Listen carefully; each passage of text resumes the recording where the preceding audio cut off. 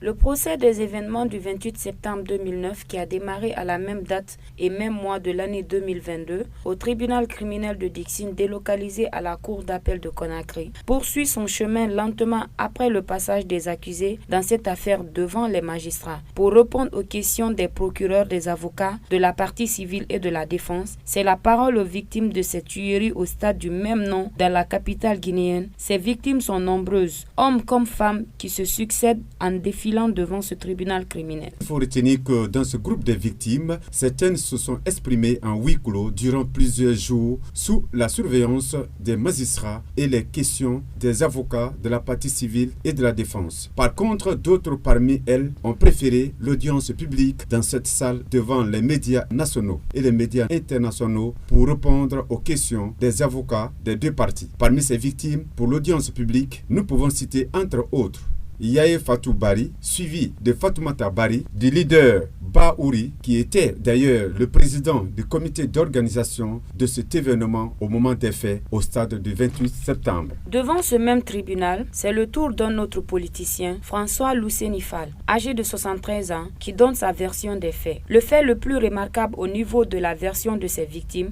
est que nombreuses parmi elles sont en contradiction à l'audience publique comparativement à leur audition lors des enquêtes préliminaires et selon les avocats de la défense. Quant aux avocats de la partie civile, pour eux, les victimes sont dans leurs droits et selon eux, il n'y a aucune contradiction dans la déposition de ces victimes. Encore de nos jours, les débats contradictoires continuent entre les avocats de la partie civile et ceux de la défense devant ce tribunal qui, depuis le début de ce procès, enregistre parfois des incidents entre le président de la Cour et certains avocats de la défense pendant que le jugement de ces événements est au 7e mois, jour pour jour, et l'on se pose la question de savoir quand est-ce et comment prendra fin ce procès des événements du 28 septembre tant attendu par le peuple de Guinée. Et les victimes continuent de comparaître pour livrer leur version des faits.